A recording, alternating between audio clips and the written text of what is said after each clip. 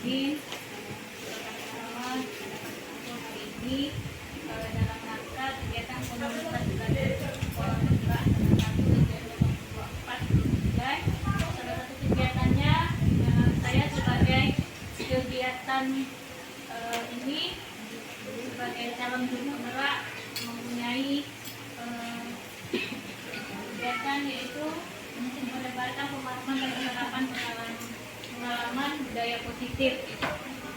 Apa itu budaya positif? Konsep budaya positif yang pertama adalah perubahan paradigma belajar, disiplin positif, posisi kontrol guru, kebutuhan dasar manusia, motivasi perilaku manusia. Kemudian nilai-nilai kebajikan, keyakinan kelas, dan segitiga restitusi. Pembelajaran paradigmanya, pembelajaran dengan paradigma barunya merupakan pembelajaran yang dirancang prinsip pembelajaran berdiferensiasi sehingga para peserta didik belajar sesuai kebutuhannya berdasarkan tahap perkembangan sesuai teori metode modern untuk mewujudkan profil pelajar Pancasila. Miskonsepnya, ilusi bahwa kritik dan membuat rasa bersalah mampu menguatkan karakter. Kemudian ilusi bahwa semua penguat positif, efektif, dan bermanfaat. Ilusi guru mengontrol murid. Ilusi bahwa orang dewasa berhak memaksa. Miskonsep ini berarti pemikiran yang berarti pemikiran yang salah kalau bahasa yang bahasa umumnya. Mengubah paradigma tadi pendekatannya dengan teori kontrol, stimulusnya, stimulator, dan teori kontrolnya. Di mana realitas kebutuhan kita sama, teori kontrolnya, realitas kebutuhan kita berbeda. Setiap anak pasti akan berbeda kebutuhannya. Kemudian semua orang melihat hal yang sama. Teori kontrolnya, setiap orang memiliki gambaran yang berbeda. Kita mencoba mengubah orang agar berpandangan sama dengan kita. Sedangkan teori kontrolnya, kita berusaha memahami pandangan orang lain tentang dunia. Perilaku buruk yang dilihat sebagai suatu kesalahan. Teori kontrolnya, semua perilaku memiliki tujuan. Orang lain bisa mengontrol saya. Teori kontrolnya, hanya Anda yang bisa mengontrol diri Anda sendiri. Kemudian saya bisa mengontrol orang lain, Anda tidak bisa mengontrol orang lain. Pemaksaan Anda pada saat rujukan gagal, kolaborasi dan konsensus menciptakan pilihan baru. Model berpikir menang atau kalah, model berpikir menang dan menang. Maksudnya ini adalah paradigma yang lama, ini adalah paradigma yang baru. Stimulus responnya, teori kontrolnya adalah paradigma barunya. Inilah pemikiran disiplin positif, di mana kata disiplina artinya belajar. Disiplin mengacu pada disiplin diri yang memiliki tanggung jawab terhadap apa yang dilakukan berdasarkan nilai-nilai yang diyakini. Disiplin positif merupakan salah satu penerapan disiplin yang bertujuan untuk menumbuhkan kesadaran serta memberdayakan peserta didik tanpa imbalan penghargaan atau reward atau ancaman atau hukuman. Nah, ini dia nilai-nilai kebajikan. Ada beberapa nilai-nilai kebajikan yang harus kita terapkan di dalam institusi organisasi. Kalau kita sekarang ini adalah berada di sekolah SDN 024 Teluk Binjai. Ini adalah nilai-nilai kebajikan yang semestinya kita harus terapkan, dan di sekolah kita sepertinya sudah, karena mungkin sekolah penggerak sudah dari awal sudah jelas pemikirannya seperti ini, adalah profil Pancasila. Kemudian IPO primaris program yaitu toleransi, rasa hormat, integrasi, mandiri, menghargai, hampir sama kita dengan profil Pancasila. Kemudian keterampilan hidup, life skill, dapat dipercaya, lurus hati, kreatif, tidak merendahkan orang lain, dan memberikan yang terbaik dari dirinya sendiri. Nah, kebutuhan dasar manusia adalah segala sesuatu yang kita lakukan untuk mendapatkan apa yang kita inginkan. Seluruh tindakan yang kita lakukan memiliki tujuan tertentu, dan usaha yang terbaik kita lakukan adalah dalam rangka agar kebutuhan dasar kita terpenuhi dengan baik. Nah, 5 kebutuhan dasar ini kita akan terapkan ke siswa, ke anak. Yang pertama, bertahan hidup, penguasaan, kasih sayang, dan rasa diterima, kebebasan, dan kesenangan. Anak butuh bertahan hidup, dia butuh makan, pakaian, tempat tinggal, keamanan, kesehatan, bukan hanya kita guru. Kemudian penguasaan, harga dirinya, keinginannya dianggap, pemimpin berprestasi diakui, didengar. kasih sayang dan rasa terima, rasa diterima, dipedulikan, berbagi, kerjasama, menjadi bagian dalam kelompok, kebebasan, mandiri, memiliki pilihan, mencoba hal-hal baru, mampu mengendalikan arah dirinya, kesenangan, bermain, humor, antusias, tertawa. Nah, kebutuhan dasar 5 ini yang akan dimasukkan dalam disiplin positif. Motivasinya perilaku manusia untuk menghindari ketidaknyamanan hukuman, untuk mendapatkan imbalan penghargaan orang lain, untuk menjadikan orang yang ingin diinginkan menghargai diri sendiri dengan nilai mereka percaya. Jadi 3 yang tadi akan sangat berhubungan. Yang pertama, kalau kita berpikiran secara lama adalah hukuman, tidak terencana, tiba-tiba terpikir oleh kita, kemudian murid tidak tahu apa yang akan terjadi dan tidak dilibatkan, bersifat satu arah hanya dari kita saja. Kemudian berupa hukuman fisik, ini adalah pemikiran paradigma yang lama, hukuman. Untuk selanjutnya yang perlu kita terapkan adalah yang ini, konsekuensi. Terencana, disepakati sesuai peraturan. Kalau misalnya kita di kelas adalah kesepakatan kelas, kalau guru bidang studi adalah kesepakatan kita guru bidang studi. Ini harus ada, harus memang ada. Kalau guru kelas mungkin sudah ditempel di dinding, ya ibu. Kemudian restitusinya, proses menciptakan kondisi bagi murid untuk memperbaiki kesalahan, proses kolaborasi yang mengajarkan murid untuk mencari solusinya sendiri. Nah, 5 posisi kontrol guru. Kita sebagai guru ada 5 posisi yang harus kita tahu. Yang pertama, penghukum, pembuat rasa bersalah, sebagai teman, pemantau, dan manajer. Nah, di sini dia contoh tadi. Kalau yang kita rasakan sekarang adalah baru tahap penghukum dan pembuat rasa bersalah. Contoh kasus, siswa tidak memakai atribut lengkap pada saat upacara. Yang biasa kita lakukan adalah paradigma lama, ya kan? Hormat bendera selama 1 jam. Pembuat rasa bersalah, kita akan berkata, berapa kali ibu dan bapak harus memberitahu kamu selalu saja mengecewakan ibu dan bapak, atau kita sering mengatakan, kenapa kamu terlambat, ada apa, dan sebagainya. Itu adalah posisi kontrol guru adalah sebagai pembuat rasa bersalah. Kita timbulkan rasa bersalah anak, dia melakukan kesalahan. Lanjut.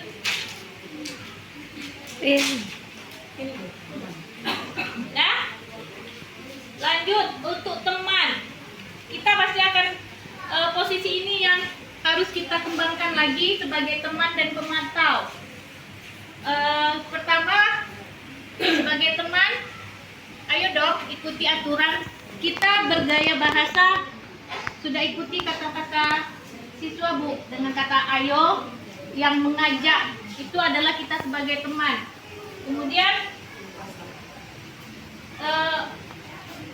kata tolong, ayo dong ikuti aturan sekolah, tolong dong bantu ibu dan bapak ya, sekali ini sudah tidak apa-apa, lain kali jangan sampai berbuat seperti ini lagi. Ini adalah kata-kata pilihan yang bisa kita sampaikan ke anak. Kalau tadi kan menghukum, membuat rasa bersalah, yang biasa kita lakukan hanya 2 itu kan. Nah, yang ini teman dan pemantau, teman saja, ini adalah kata-kata yang baik yang harus kita kembangkan di sekolah ini lagi, yang kita akan sampaikan ke anak. Ayo dong ikut aturan sekolah, kemudian tolong dong bantu ibu bapak. Nah, untuk sebagai pemantau ada lagi pilihan. Berapa kali ibu dan bapak harus memberitahu kamu selalu saja mengecewakan ibu bapak, ya. Nah, sebagai manajer, apa kamu tahu kesalahanmu?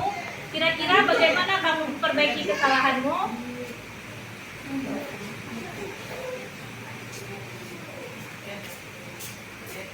Nah, ini adalah pembentukan keyakinan positif. Mungkin kalau guru kelas sudah biasa membuat ini, pembentukan keyakinan kelas bersifat abstrak, berupa pernyataan universal dibuat dalam pernyataan positif sedikit saja agar mudah disesuaikan dengan kondisi kelas dan sekolah. Seluruh warga kelas dan sekolah dilibatkan pada saat membuat keyakinan kelas. Nah, restitusi, suatu proses lalu dijalankan oleh guru agar dapat menghasilkan murid yang mandiri dan bertanggung jawab. Ada 3 ini, Ibu. Nah, segitiga restitusi di sini adalah validasi tindakan yang salah, menstabilkan dulu identitas, validasi, dan menanyakan keyakinan. Nah, di sini contoh kalau siswa berbuat salah, kalau paradigma lama kita akan menghukum di depan teman-temannya atau kita akan mengatakan kesalahannya di depan teman-temannya. Tetapi paradigma baru yang akan kita sosialisasikan ini adalah kita stabilkan identitasnya. Stabilkan identitasnya maksudnya di sini kita pelurus sikapnya tadi. Kenapa dia berbuat kesalahan? Kita harus seperti misalnya berbuat salah itu wajar. Misalnya dia salah, terlambat, tidak memakai sepatu. Kemudian tidak ada manusia yang sempurna. Ibu bapak juga pernah melakukan itu. Itu kata-kata pilihannya. Ibu bapak tidak mau mencari siapa yang salah, tapi ibu bapak ingin mencari solusi dari permasalahan ini. Kamu berhak dan merasa begitu. Seandainya contoh adalah misalnya ada yang terlambat. Ibu-ibu, kalau misalnya paradigma lama, kita akan menghukum dia di depan. Kita akan memarahkan dan menanyakan kenapa kamu terlambat, ada apa? Itu paradigma lama, dia akan merasa malu, dia akan kena mentalnya. Kalau paradigma baru, kita ingin menganjurkan anak tadi dibiarkan saja dia masuk, duduk. Ada saatnya kita panggil dia berhadapan dengan kita berdua, karena itu tadi kita harus menanyakan 5 kebutuhan dasar dia. Pasti ada sebabnya dia terlambat. Kenapa dia terlambat? Apakah dia membantu orang tuanya, bangunnya malam, tidurnya malam kan, bangunnya udah telat sampai di rumah. Nah, dengan berdasarkan itu sudah kita validasi tindakannya. Nah, kita menanyakan keyakinan kelasnya. Nanti setelah kita tahu apa penyebab dia, jadi kita tidak mengontrol dia di depan teman-temannya lagi, tetapi kita langsung berhadapan berdua saja. Dan kemudian kita selesaikan itu dengan, kalau berhubungan dengan keluarga, kita selesaikan dengan keluarganya atau ayah dan ibunya. Kita tanyakan anak ini kenapa juga tidurnya malam, setelahnya dia terlambat ke sekolah. Dia tidak bisa menolak karena dia harus menuruti kata orang tuanya. Kita sebagai guru yang menjadi pusat kontrol, kita menanyakan keyakinan kelas. Kamu tahu kita ada aturan tidak boleh terlambat. Kita harus meyakinkan itu Bu Bapak bahwa kita ada keyakinan kelas, kita ada aturan, kita tidak boleh terlambat. Kita katakan sama dia, nah kamu tahu bahwa kita udah ada kesepakatan kelas, keyakinan kelas, kita tidak boleh terlambat. Siswa tidak diperbolehkan terlambat. Nah, setelah kita menyampaikan keyakinan kelas tadi, nanti baru kita memperoleh apa yang akan dilakukannya nanti. Jadi budaya positif yang kita kembangkan adalah mungkin anak-anak paradigma yang lama berpikir hanya anak ambil 5 kebutuhan dasar tadi itu.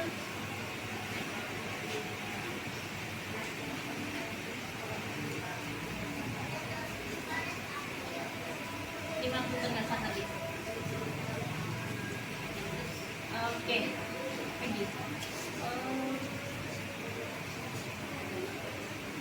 Lagi. Nah, pada kita saat kita berhadapan dengan siswa, ini yang kita tanyakan. Bertahan hidup, misalnya dia tadi ada yang bekerja atau terlambat. Kenapa kamu terlambat? Sarapan dulu tadi Bu, belum sarapan. Kan bertahan hidup untuk memenuhi hidup makan dia terlambat tadi. Atau misalnya jelas dia membantu orang tuanya. Dari 5 kebutuhan dasar inilah kita akan meyakinkan di keyakinan kelas Ibu. Kemudian untuk 5 dari 5 kebutuhan dasar inilah yang kita arahkan untuk menstabilkan tadi, menstabilkan segitiga tadi sayang. Oke nih, tindakan yang ini. Yang pertama kita stabilkan identitasnya. Kalau dia lagi emosi, tenangkan dulu Bu. Jika dia berkelahi, kita menyenangkan berkelahi nih ya. Dia berkelahi, tenangkan dulu. Kita dengarkan ceritanya. Kalau seperti itu mungkin sudah biasa kita lakukan kan. Terus untuk validasi tindakan yang salah. Iya, Ibu tahu kamu emosi, kamu marah karena kamu misalnya ditinju sama kawannya, kamu dipukul sama kawannya. Itu adalah validasi tindakan yang salah. Kita utarakan juga tindakan yang dia lakukan, sudah dia curhat tadi dan Bu. Kemudian kita validasi. Ya, tindakan yang kamu lakukan itu salah. Baru kita menanyakan kayak kita hubungkanlah dengan aturan-aturan yang ada di kelas, aturan yang ada di sekolah. Itu adalah yang dinamakan segitiga restitusi. Kira-kira Ibu ada pertanyaan? Ini yang paradigma baru yang perlu dikembangkan. Itu tadi proses kontrol guru. Yang mungkin kita tadi hanya sampai kedua ya. Pertama menghukum dan membuat rasa bersalah yang sering kita lakukan. Coba tadi yang posisi 5 kontrol tadi.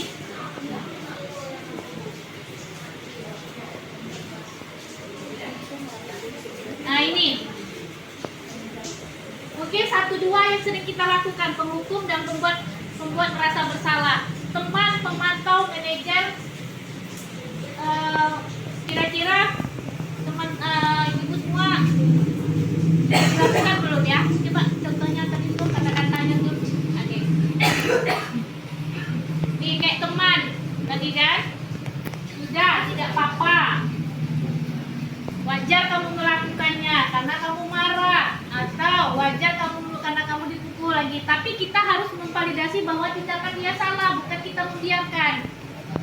Kalau biasanya kan kita hanya sebagai pembuat rasa bersalah, yang ini tidak kita lanjutkan sampai di manajer. Jadi anak merasa tertekan, merasa bersalah, dia akan membuat kelakuan itu berulang-ulang. Paradigmanya seperti itu, Ibu, yang sudah di istilahnya diteliti lah. Makanya ini yang mau dikembangkan selanjutnya. Kira-kira ada pertanyaan? Oma ada pertanyaan? Semuanya? Ya, semuanya. Tapi kalau misalnya yang paling ideal adalah yang terakhir, manajer. Yang terakhir. Nah ini sudah kita validasi. Apakah kamu tahu kesalahanmu? Kita validasi tindakan kesalahan dia. Kemudian kira-kira bagaimana kamu memperbaiki kesalahanmu? Jadi yang idealnya adalah di posisi kelima, yaitu kontrol dulu. Tetapi kami pun kayak saya pun sebenarnya masih belajar juga. Mungkin belum sampai ke posisi ini ya. Istilahnya setiap ada murid yang melakukan kesalahan mungkin sampai hanya sampai di ini. Itu udah sampai ke manajer udah sampai, cuman dicampur-campur. Iya, Ketika manajer ternyata ada juga kita merasa anak bersalah, iya. langsung memarahkan anak. Ada juga kita. Jadi sebaiknya Ibu kalau misalnya yang disarankan adalah kita berurutan. Nggak boleh langsung diukur di tanah, Nggak itu nggak boleh. Pak Oma. Kalau bisa berurutan, kita validasi dulu tindakan dia. Kamu salah. Ibu tahu. Kita apakan kan? Kita stabilkan dulu dia emosi atau apa, Oma? Artinya ketika dia masuk kelas, anak itu merasa nyaman. Iya, jadi tidak langsung kita mengatakan dia salah. Iya, itu. Maksudnya kita bukan memperlurus tindakan dia salah, tidak. Kita hanya memperbaiki. Ditanya dulu kenapa Iya, dia nggak buat kenapa itu. berbuat gitu, Oma, gitu kan? Jadi pada saat tahap selanjutnya ini kita berbicara pun sebagai teman. Kalau kita kan yang saya rasakan juga, ini kita merasakan kita guru, kita bertanya pun ya itu tadi. Sama emosi. Membuat rasa bersalah itu, Oma, kita merasa. Ya. Nah, jadi mungkin memang tahapnya sebaiknya memang berurutan yang kita lakukan gitu, sampai yang idealnya adalah yang terakhir adalah manajer, sehingga kita sendiri pun bisa mengontrol emosi kita gitu. Saya sendiri sampai sampai manajer kemana? Kalau udah sampai manajer hukum lagi kemana? kalau penghukuman itu sebaiknya tidak dilakukan depan siswa yang lain. Panggil dia angkat mata. Setiap hari Senin kan ada nih yang kakak. Iya, boleh, panggil aja. Jadi kan kami kan biasanya dibarisin kan. Iya. Itu Tapi pada berulang-ulang orang yang sama. Nah. Kan orang-orangnya sama tuh Iya. kan. Kita langsung kita bawa aja, Wir. Kita tanya. Iya, memang itulah, jadi kita tanya. Bila perlu kita komunikasi dengan orang tuanya. Kenapa tidak ada topi? Kenapa tidak ada dasi? Kenapa anaknya terlambat? Kalau hari Senin kan, kita kalau saya ambil piket, berarti komunikasikan dengan guru kelas. Diumumkan, Bu, bisa kan di WA kan? Ini Bu, anak Ibu terlambat. Kalau komunikasikan dengan saya, kenapa terlambat? Sebaiknya seperti itu ya. Jadi kalau kita kan sekarang masih memampangkan dia Pak. namanya. Ya. Senin besok dia juga lagi. Iya, itu untuk mengatasi itu tidak itu orangnya tadi. Inilah yang dilakukan Will. Inilah yang dilakukan. Kita masuk ke 5 kebutuhan dasar manusia tadi dulu. Kita kontrol dulu. Inilah yang kita lakukan dengan memasukkan 5 kebutuhan dasar tadi. Pasti dia ada alasan tertentu. Dia tidak mungkin melawan orang tuanya misalnya. Tidak ada kopi, tidak ada nasi, orang tua berkata tidak ada duit. Pasti kayak gitu nanti. Nah, kita nggak bisa memarahkan anaknya. Yang kita lakukan sebagai posisi kontrol dulu adalah ini manajer tadi. Kira-kira bagaimana untuk memperbaiki kesalahan dia nih tadi? Tentu kita berhubungan dengan orang tuanya, mau tidak mau. Kenapa anak ini tidak ada kopi? Udah sampai 3 kali Bu, 3 kali Senin. Misalnya gitu kan, atau udah sebulan nih Bu, 4 kali ini dia nggak ada kopi. Apa solusinya Bu? Apa ke depannya? Jadi Memang dilarang lah hubungan tadi. iya, permasalahannya akan selesai. Cuma kalau seperti suster lakukan terus, anaknya akan itu juga. Karena dia nggak bisa menyelesaikan masalahnya sendiri gitu loh Will. Karena dia berhubungan dengan orang tua, dia nggak punya duit. Dia nggak punya bisa menghasilkan uang. Bagaimana dia mau beli gas kopi? Tidak mungkin anak itu tidak menyampaikan sama orang tuanya, pasti menyampaikan. Cuma penerimaan orang tua kalau misalnya hanya anak yang berbicara mungkin tidak didengar. Kalau kita misalnya orang tua dari guru, mungkin kan ada rasa segan, malu kan. Anaknya 4 kali sebulan tuh tidak bawa sudah kopi gitu kan. Seperti itulah Will, paradigma baru. Kalau yang kita lakukan selama ini seperti diambil sama si Pak Awil, kemudian kasih tahu sama saya, terus saya menghubungi orang tua melalui WA, saya foto anak itu saya kirim sama orang tuanya. Nggak apa-apa. Dan saya tanyakan itu gimana, nggak apa-apa. Iya, nggak apa-apa. Itu posisi sampai kita Udah manajer kan saya. udah manajer Ibu, karena Ibu sangat iya.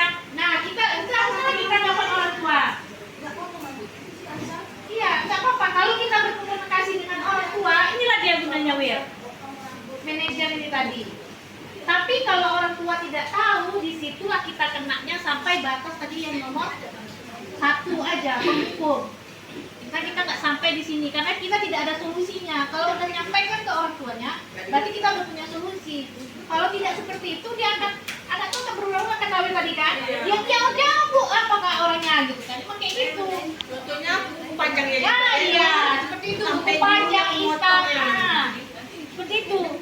Inilah paradigma baru yang mau dikembangkan untuk sekarang ini. Makanya kami di masing-masing sekolah kalau tidak sampai bertahap lah Wil gitu kan. Misalnya kayak Awil kan istilahnya nggak berkelas, berarti Awil nanti sampai batas mana tadi berarti? Sampai pemantau ya kan. Nanti yang menyelesaikannya adalah guru kelas sebagai manajer gitu kan. Yang menyelesaikan masalahnya. Kalau hanya sampai pemantau Awil hanya menghukum anak di situ anu, tapi Awil tidak mengkomunikasikan sama guru kelas ya kan? Nggak akan ada penyesuaiannya. Awil tuh, Ibu lihat kamu nih tiap hari kamu aja hari Senin gitu kan pasti keluar kata-kata itu kan.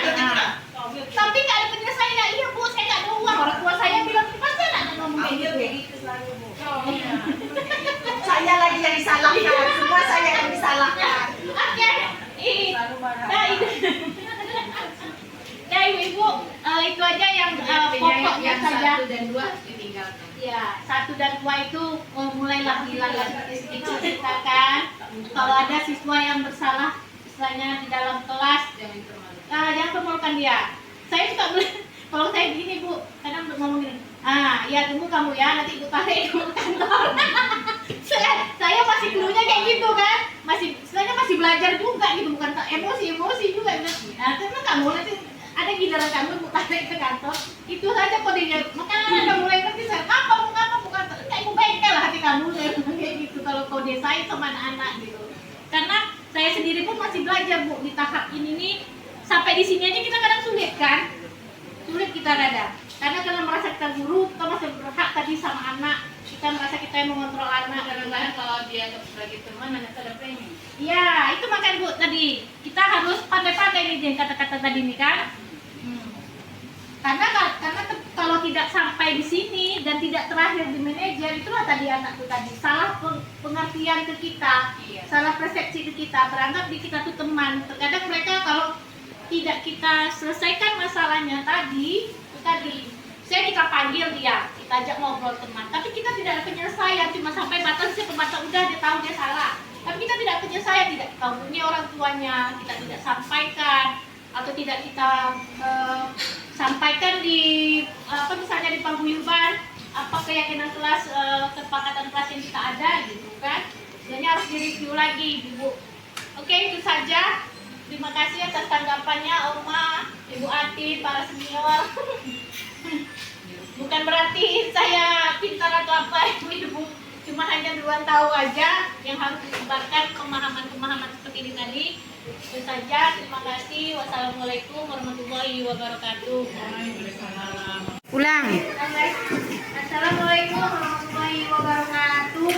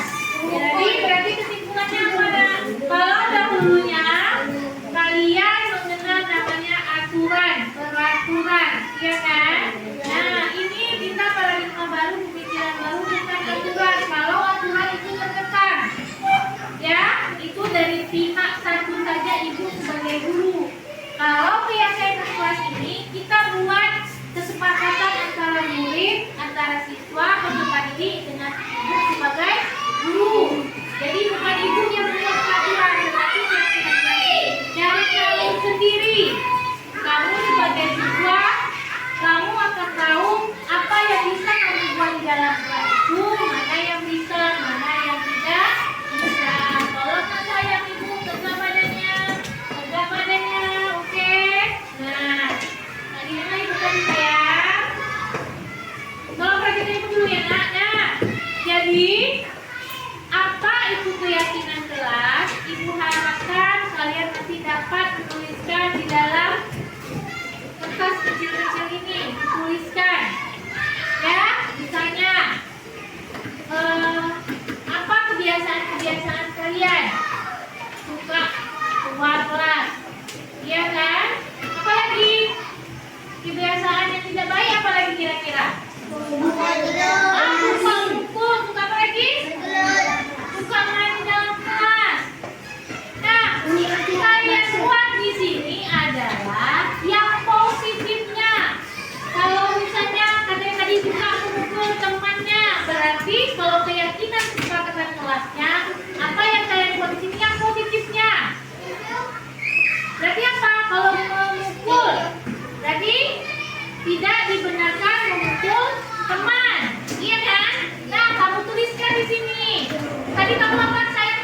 Apa yang tadi? Tidak bermain di dalam kelas. Berarti keyakinannya apa yang sifatnya positif?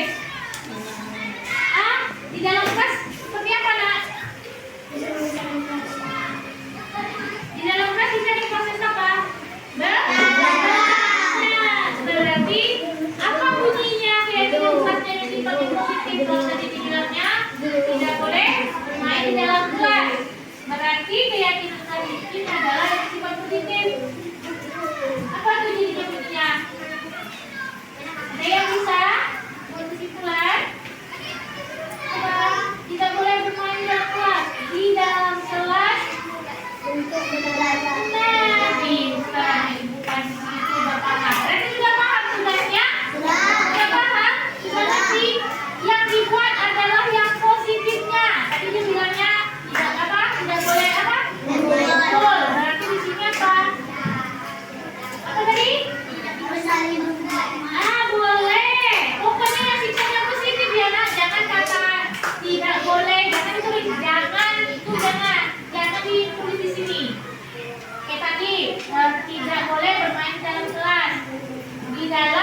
di dalam kelas untuk belajar.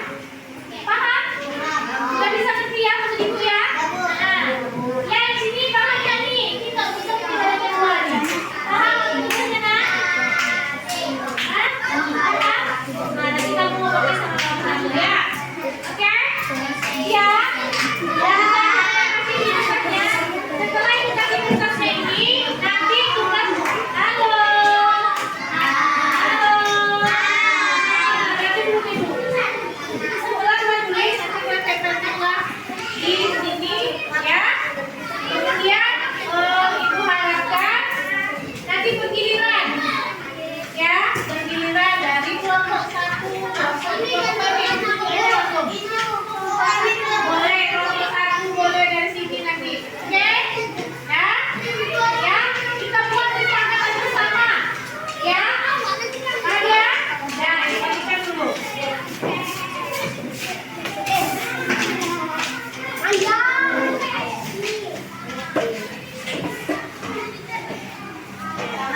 Tanganlah sayang ibu. Oke. Tulisannya yang jelas ya, Nak ya. Tulisannya yang jelas.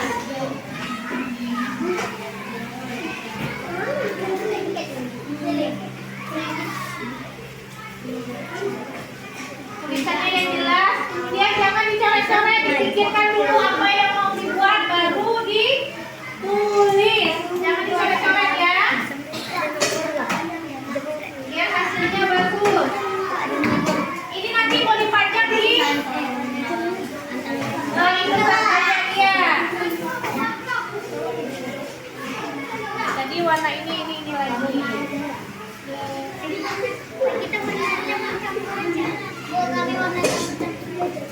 Nggak bisa saya ini udah disetting ini ya.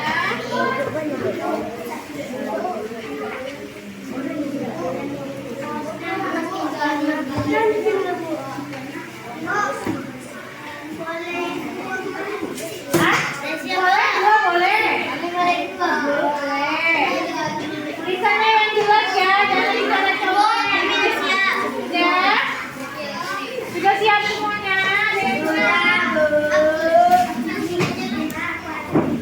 Udah siap, Bu. Sudah? Siap, Bu. Sudah ya, kita tunggu kalau nyala gas ya. Jadi mana? Hah? Buat.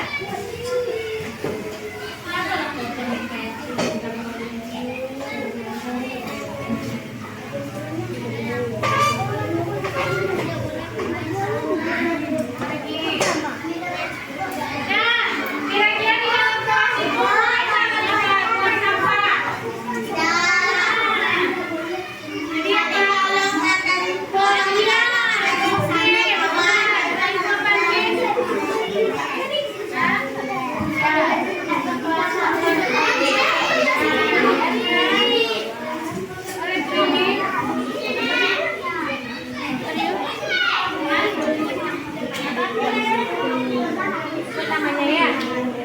Ya, Iwan namanya ya sayang ya. Iwan namanya.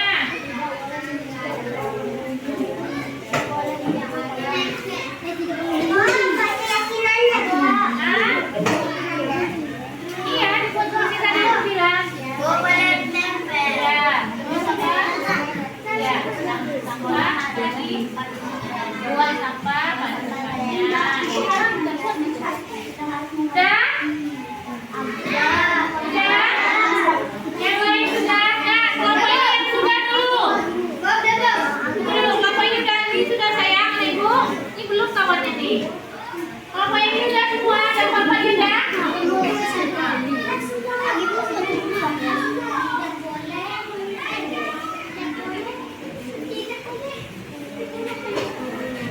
Sudah? Sudah? Satu? Iya boleh berdua. Buang sampah pada tempatnya, berhenti. Letakkan sepatu pada tempatnya, ya kan?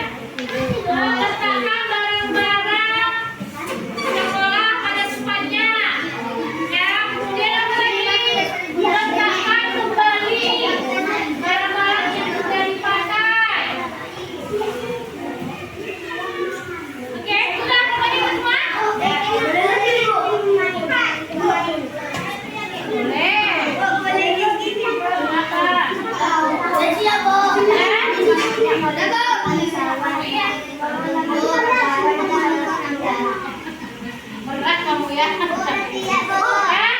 soal itu. Nah, tempelkan di sini.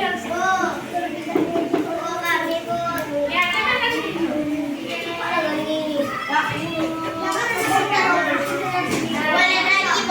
Tunggu dulu sayang, tunggu dulu.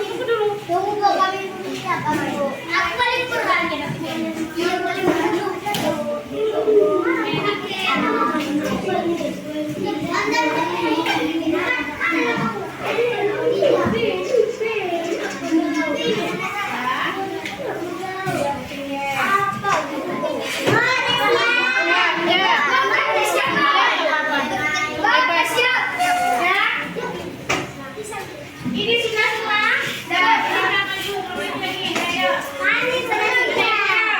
Lanjut. Dari samping ini. Boleh bebas, jangan sering gitu.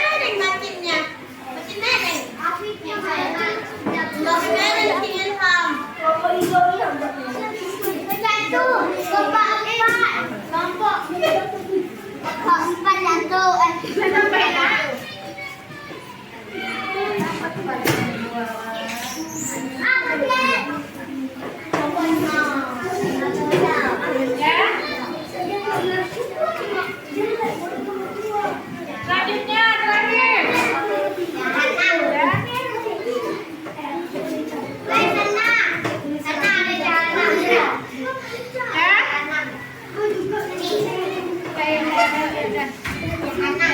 Punya dia.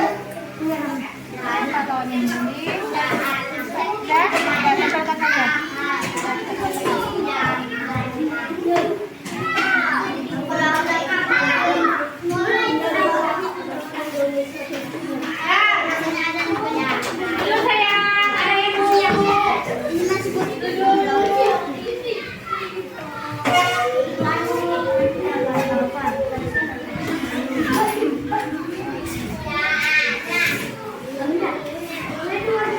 Yang tidurnya Ibu, tadi saya naik dulu. Ya, dengarkan. Nah, sudah kita dapat kesimpulan. Ya, ini semua kesepakatan kalian yang buat. Ya, Ibu akan ini menyimpulkannya. Ibu akan menyimpulkan. Dan kalian dengarkan dulu. Kesepakatan yang sudah kita kumpulkan ini, Ibu akan menyimpulkannya menjadi sebuah keyakinan kelas. Oke sayang, ada Ibu dengar? Iya saya dengar Ibu dulu ya Nayana. Sampai di sini yang Ibu sudah paham ya apa itu keyakinan kelas? Sudah mengerti ya? Itu antara kesepakatan antara kalian sebagai murid dengan Ibu sebagai guru. Bukan lagi namanya aturan, hanya Ibu yang membuat peraturan. Tetapi kesepakatan kita bersama. Nah, karena itu.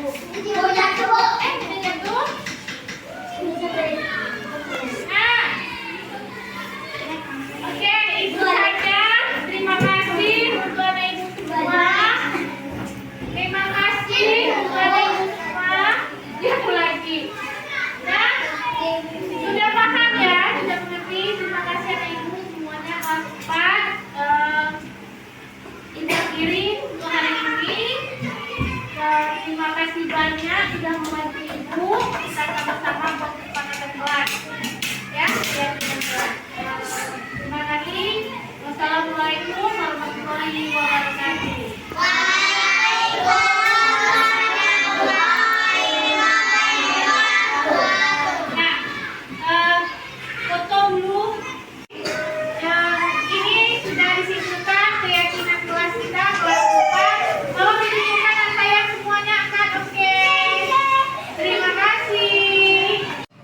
3. Terima kasih Bu Taran karena sudah menerangkan keyakinan keras bersama teman-teman dan guru. 3. Assalamualaikum warahmatullahi wabarakatuh. Perkenalkan, saya Amelia Trianingsi, guru kelas 4 SDN 024 Binjai. Terima kasih kepada Ibu Tarantini yang telah membuat keyakinan keras di kelas saya. Terima kasih. Wassalamualaikum warahmatullahi wabarakatuh.